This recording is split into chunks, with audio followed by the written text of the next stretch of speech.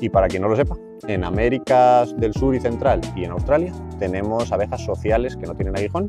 Sí tienen veneno, o sea, que está dentro de su cuerpo, pero no te pueden inyectar. Solo por darte un dato y un número, se calcula que el 65% de todas las plantas tropicales de Costa Rica son polinizadas por meliponios.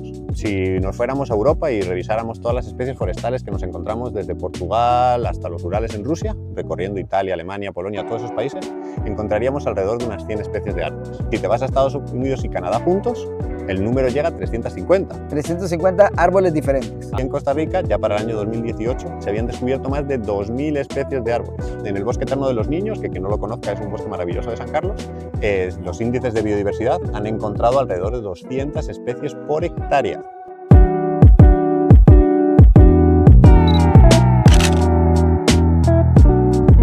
Hola amigos, estamos en esta hora en la isla Chira, en el Golfo de Nicoya, en la parte de Punta Arenas. Y me acompaña un biólogo llamado Alberto Rico.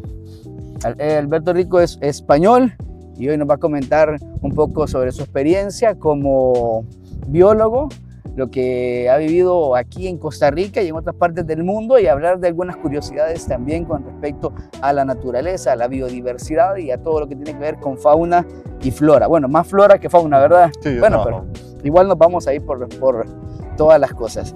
Sí, pues yo soy biólogo español, yo me licencié en la Universidad de Salamanca, estudié biología allí en la universidad y me especialicé en ecología de sistemas, que es la parte de la ciencia que intenta explicar un poco y entender cómo se organizan los ecosistemas y cómo se estructuran. Después de eso, bueno, tenía que aprender inglés y perfeccionar mi inglés, entonces viajé por el mundo, estuve en Irlanda un tiempo y luego acabé en Australia. Allí trabajé en diferentes cosas y acabé trabajando con la James Cook University para el departamento de manejo forestal, haciendo diferentes estudios de descomposición de maderas, de cómo la selva se retroalimenta. En aquel momento sentía que mi trabajo era muy de despacho, entonces decidí pasarme al manejo de vida silvestre. El manejo de vida silvestre es el encuentro entre la naturaleza y los humanos y cómo nos relacionamos. Eso es más exploratorio ya. Es más activo, más práctico, donde estás más en contacto con los animales que realmente y las plantas que tienen problemas con los humanos o que nos pueden traer beneficios. Ajá. O sea, ya eso más de ir al campo, de hacer pruebas y todo, laboratorio. Con la gente. La ecología clásica te hace muchos experimentos y diseña muchas cosas, pero es más para entender el funcionamiento de la naturaleza de forma independiente, mientras que el manejo es más entender la naturaleza con el humano implicado. Oh, bien, interesante. Entonces, en Costa Rica tenemos la suerte de que hay una maestría de manejo y conservación de vida silvestre que creó el Wildlife Service y se llama ICOMBIS, y yo tuve la oportunidad de que me aceptaron y vine aquí en 2012 a cursar esa maestría. Son 2 años de cursos, investigaciones. O sea, tu paso a Costa Rica fue razones de estudio. Sí, yo llegué aquí por razones de conocimientos, para aprender más y aumentar mis conocimientos profesionales. Y bueno, me enamoré del trópico húmedo costarricense, me encantó, acabé haciendo una tesis en restauración de suelos, utilizando especies forestales en recuperación de suelos contaminados, y luego me fui pasando a otros campos, principalmente, bueno, ya sabéis que en Costa Rica hay mucho turismo, entonces he trabajado mucho en manejo de especies para ayudar al turismo y en manejo de especies para ayudar a fincas, en restauraciones, en recuperaciones de ecosistemas, en aumento de observación de animales, entendimiento de por qué los animales van a un sitio o van a otro. Yo normalmente es del enfoque de plantas, ya que suele ser la fuente de alimentación y es también la parte que uno puede más controlar del ecosistema de una forma más fácil, entre comillas. ¿Tu experticia, tu especialidad va más por esa área de las plantas? Sí, y eso, y del manejo de la gente. Ajá. Entonces, normalmente me relaciono mucho con la gente para ver pues, qué problemáticas tienen, qué beneficios están obteniendo del bosque y ver a ver qué pueden estar alterando y qué podríamos hacer para que sus actividades se puedan mantener en el tiempo de una forma más sustentable y a la vez que la naturaleza tenga una oportunidad de desarrollarse y mantenerse en el tiempo. Actualmente estás trabajando en algún proyecto personal, ¿verdad? Sí, comunal, ¿cómo es? Claro, en los últimos años trabajé mucho ayudando y colaborando con organizaciones como la Abuela Ecológica, que es una de reforestaciones, o bueno, otras internacionales, y también he sido asesor de Místico, de PureTrek, de diferentes organizaciones de aquí del país y empresas, y hace ya 3 años que decidí dar el paso también de montar un proyecto personal que se llama Anura Ecological Park, lo pueden buscar en internet si lo desean. ¿Cómo es? Anura Ecological Park. Ecological Park. Ajá. Está en San Carlos. Sí, cerca de La Fortuna. Hemos restaurado unas 4 hectáreas de terrenos degradados por agricultura Y en estos 3 años, bueno, hemos sembrado más de 100 especies de árboles, unas 30 especies de matorrales, muchas herbáceas, tenemos muchas plantas acuáticas, ya que tenemos la posibilidad de reparar un lago y de manejar el agua de la propiedad. Y el objetivo de ese lugar es, por decirlo así, 4. ¿Tienen un lago? Sí, tenemos un lago que estaba roto y lo reparamos. Y de hecho en estos 3 años han llegado 2 caimanes a vivir por su propia voluntad. ¿En serio? Uno un dispersante. ¿Cómo llega un caimán a un lago? O Pues sea, en medio de las tormentas, en medio de las tormentas, cuando hay tormentas muy fuertes, los juveniles, que son pequeñitos, salen a buscar charcos de agua donde alimentarse de ranas y saltamontes y así encuentran nuevos lugares. Así llegó el primero de ellos, el segundo llegó ya midiendo casi 1 metro y parece ser que estaba viviendo en otro lugar y alguien intentó capturarlo y él se echó a la quebrada y acabó llegando a nuestra propiedad y ahí se ha quedado, ya mide casi 1,5 metros, ha crecido mucho. ¿Qué tan grande es el lago? Bastante grande, casi 1 hectárea. 1 hectárea de lago, es un lago grande. Es un lago grande, Wow. Tiene hasta 6 metros de profundidad. ¿En serio? En él ahora estamos sembrando, por ejemplo, muchas plantas acuáticas que están en poblaciones reducidas o incluso en peligro de extinción y a ver si podemos mantener poblaciones, pues el lago es artificial, pero poblaciones más o menos naturales que permiten tener tanto la reserva genética como las funciones. Entonces, los objetivos de ese lugar son 4, perdón. Por un lado está eso, la conservación de ciertas especies, principalmente plantas e insectos pequeños, porque el tamaño del lugar, y anuros, que son las ranas y los sapos, por eso el nombre del lugar.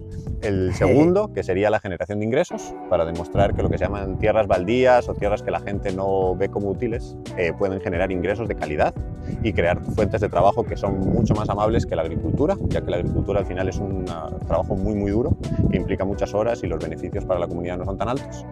Por otro lado, el fin educativo directo, que llamamos, que es pues eso, enseñarle a tu comunidad, en mi caso el abanico de Peñas Blancas, qué cosas tienen en su tierra, qué pueden enseñarle a la gente, qué pueden usar, por ejemplo, plantas medicinales o animales que le pueden enseñar a los turistas o otros sistemas de producción.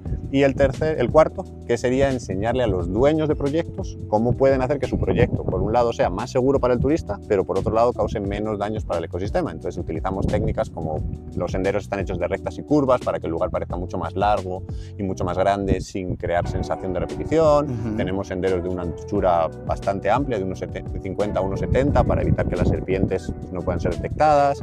Y utilizamos así diferentes técnicas, profundidad de piletas para ranas de diferentes especies, diferente manejo de áreas para aumentar la biodiversidad. Entonces, poder enseñarle eso a los dueños de proyectos para que así ellos lo puedan aplicar en su proyecto y hagamos todos un mejor manejo de la vida silvestre. Y todo el proyecto en total, ¿cuántas áreas tiene? Vale, unas 4 hectáreas. 4 hectáreas. Sí. Una es solo el Una lago es solo el lago. y 3 hectáreas más de bosques. Sí, bueno, de esas 3 hectáreas realmente había como media o así, que es un bosque de cacao abandonado de unos 12 años. Había unos 6.000 metros cuadrados que eran una producción maderera de la que estaban sacando de forma continuada y el resto eran campos de yuca. Si vas ahora te sorprenderías por la cantidad de bosque y de árboles que hay. La gente piensa que ese lugar lleva años siendo bosque y no. El bosque tropical húmedo, con un poco de manejo y de cuidado, se pueden conseguir grandes resultados en muy poco tiempo. De hecho, vamos a agendar ya un viaje. ¿Te parece? Claro, cuando quieras, más que invitado. Vamos a ir para hacer un nuevo recorrido por todo ese lugar. ¿A dónde es que están ubicados exactamente? ¿En San Carlos, me decía? Sí, en el abanico de Peñas Blancas. El abanico de Peñas Blancas. Como a unos 15 minutos de Fortuna. Contanos un poco más acerca de ese paso que tuviste por Australia, por Irlanda. ¿A qué se debió? Pues principalmente empezó por aprender inglés y eso fue Irlanda, y luego ya me desplacé a Australia con el objetivo de conocer el bosque tropical y conocer el ecosistema australiano, que bueno, ustedes sabrán que es maravilloso y ha estado aislado durante muchísimo tiempo. Y allí empecé en bosque seco, pero luego me pasé a bosque húmedo. Estuve en Darwin capital con la Universidad de Darwin y luego me mudé, y el Cocodrilus Park de Darwin, y luego me mudé a Keynes a trabajar con el departamento forestal y hacíamos estudios de descomposición de madera, de cómo la selva recicla sus propios nutrientes, de cómo se mueven los nutrientes en el bosque y ese tipo de trabajos. En Australia hay mucho cocodrilo, ¿no? Muchísimo, sobre todo en la zona norte, en la zona de Darwin, hay muchísimos y está tanto el Porosus como los cocodrilos de agua dulce y otros cocodrilos que son muy importantes, pero también a veces peligrosos. Pero volvemos a que la mayoría de vidas silvestres, aprendiendo y teniendo información, se puede hacer una vida bastante normal e incluso muy disfrutable, pero con conocimiento. ¿Cuánto tiempo estuviste ahí en Australia? 1 año. 1 año estudiando completamente todo, bueno, completamente no se puede decir, ¿verdad? Claro. Pero por lo menos todo lo que pudiste, completamente de tu tiempo dedicado a eso sería. Sí, de hecho tenía 2 días Ah. libres a la semana, que los Ajá. usábamos también para ir a conocer lugares, porque ya sabes que a los que nos gusta la naturaleza, y los días entre semana, dependiendo del proyecto en el que colaboraba, pues estábamos yendo al Parque Nacional Belenquer, o a la grúa en Cape Tribulation, o a islas a tomar muestras para O tortugas. sea, eran todos los días de trabajo. Sí, yo era asistente de campo, entonces dependiendo de la investigación, me mandaban con un grupo de investigación o con otro para que les apoyara en toma de datos, en montado de experimentos, todas esas cosas. Aquí en Costa Rica, ya estando aquí en Costa Rica, sacaste tu maestría, hiciste proyectos de investigación. ¿Qué más proyectos has trabajado aquí en Costa Rica? Nos comentabas que habías dado clases también. Ah, sí, he sido profesor, bueno, soy profesor de 2 universidades de aquí de Costa Rica. Una es el ETAI, que está en San Carlos, y la otra es la UCR, que doy clase en la sede de San Ramón y algunos años en la sede de Grecia. Soy uno de los 3 profesores que damos la asignatura de manejo y conservación de vida silvestre. Yo me encargo de la parte de plantas. Tengo 2 compañeras que se encargan, una de la parte de peces y otra más de la parte de animales. Oh, qué interesante. Sería bueno para Es una echar alguna asignatura charla. preciosa. Sí, sí. Es una asignatura preciosa donde se aprende muchísimo y donde uno además ve proyectos y conoce gente que está cambiando el mundo para bien. Vamos a ver si alguien de los que nos está viendo pues ha sido tu alumno, que nos deje ahí el comentario, a ver qué tan buen maestro era, qué tanto le impactó, o alguna queja más. Ajá, sí, siempre son bien recibidas, todos tenemos que mejorar. Bueno, seguimos contando, Alberto. Aquí en Costa Rica me comentabas vos de que hay una diversidad de abejas. Quiero que nos contes un poco acerca de tu proyecto de abejas. Sí, bueno, mi abuelo era apicultor y yo soy alérgico a las abejas, entonces siempre me encantaron. En la universidad me encantó estudiarlas, pero no podía trabajar mucho con ellas. Ajá. Y para quien no lo sepa, en América del Sur y Central y en Australia tenemos abejas sociales que no tienen aguijón. Sí tienen veneno, o sea, que está dentro de su cuerpo, pero no te pueden inyectar. Entonces, algunas especies, porque es que solo en Costa Rica hay 62 especies 62 especies de abejas. sociales sin aguijón. Sociales sin aguijón. O sea, de entre toda la variedad de abejas, Ajá. hay 62 especies que no tienen aguijón. Sí, que sea, que llamamos no te pican. melipónidos. Ujú. ¿Y cómo las identificas? Pues miras una abeja y decís, ah, no, o sea, no Uy. te vas a acercar a ver cada una, ¿o cómo? Claro, son muy diferentes a las abejas que estamos acostumbrados y normalmente puedes hacerlo o por la abeja en sí, por el tamaño y los colores, o por las entradas de las colmenas, ya que cada una tiene su propia entrada, es como su pista de aterrizaje, Ujú. y cada especie se ha adaptado a diferentes entradas. Y eso son maravillosas, producen cada una miel con sabor diferente, la mayoría tienen relaciones muy importantes con ácaros y con bacterias que hacen que su miel tenga propiedades medicinales, muchas se utilizan para curar bacterias, infecciones, otras para quemaduras, y tienen un potencial tremendo porque, bueno, necesitan de bosques bastante desarrollados para poder crecer y desarrollarse de forma sana, y a la vez permiten un trabajo comunal muy importante porque son especies que en el pasado la gente sí sabía manejar, pero que se ha ido perdiendo con el tiempo por la comodidad de tener la miel común Ajá. que tenemos, y eso que tiene propiedades muy diferentes. Entonces, si alguien es alérgico, sí puede ser apicultor.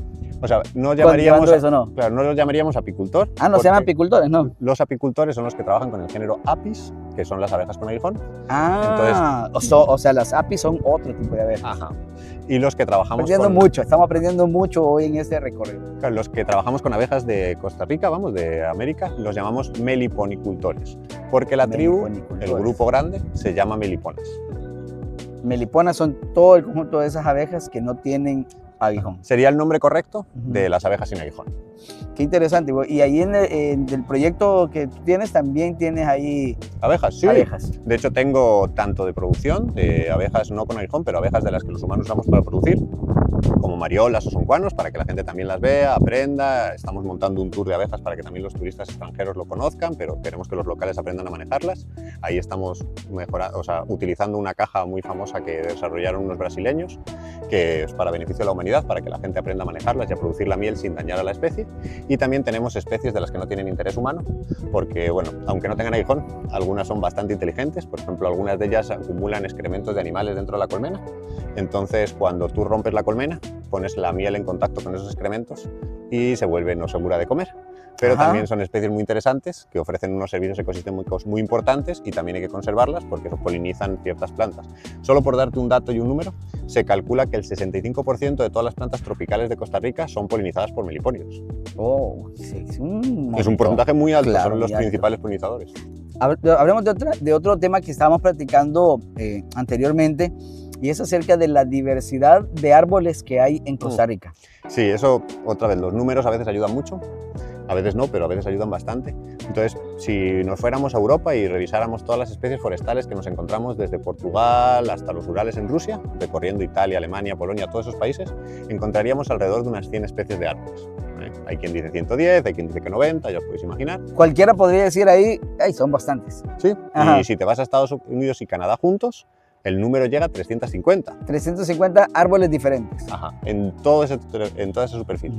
Ahora recordemos que Costa Rica es solo una décima parte de España o una décima parte de California, si tienen en la mente alguno de esos dos terrenos. Y en Costa Rica, ya para el año 2018, se habían descubierto más de 2.000 especies de árboles. Más de 2.000 especies, o sea, de los 100 y tantos y de los 300 y tantos que hay entre Canadá y Estados Unidos, que siendo un terreno tan grande, aquí en Costa Rica tenemos más árbol, más especies de árboles. Diferentes, sí, diferentes. Para que se haga una idea, en el Bosque Eterno de los Niños, que quien no lo conozca es un bosque maravilloso de San Carlos, los índices de biodiversidad han encontrado alrededor de 200 especies por hectárea distintas, lo que quiere decir que en un campo de fútbol puedes ver 2 veces la cantidad de diferentes árboles que hay en toda Europa. Es bastante diversidad. Y todo eso ustedes lo van tomando muestras, van estudiando cada una de las cosas. Son tantos que realmente somos muchísimos. O sea, tenemos de hecho grupos de WhatsApp y hay expertos casi por género. Entonces, cuando tú te encuentras algo, a veces ni siquiera estás seguro de lo que es, puedes sacar fotos y ahora con las nuevas tecnologías pasarlas por WhatsApp y entre muchísimos que somos, creo que hay más de 100 personas en ese grupo, intentamos sacar los nombres e intentar saber qué especie es también para inventariarlos. Nos ha llegado a pasar que gracias a eso hemos descubierto especies nuevas. Ajá. Dentro de ese conteo de árboles, incluyen flores, ¿no?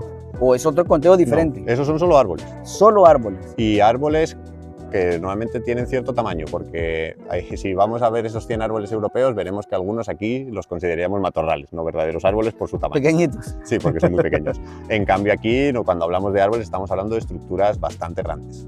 Wow. Bueno, interesante el tema, podemos pasar platicando, vamos a hacer una segunda parte o una tercera también para seguir platicando con Alberto y vamos a tener que visitar. ¿Cómo se llama el sitio? Se llama Anura. Anura. Los anúridos son el grupo de sapos y ranas. A significa ausencia y Ura significa cola. Solo que yo aquí tengo que reconocer que le tengo miedo a los sapos. Ya lo perderás. De hecho, el sendero está pensado precisamente para personas que ¿Se tienen pueden miedo a los agarrar? animales. No se pueden agarrar. Los anúridos son muy sensibles no, es que en la piel, se agarran para investigación. Que si me iban a obligar a agarrarlos. No.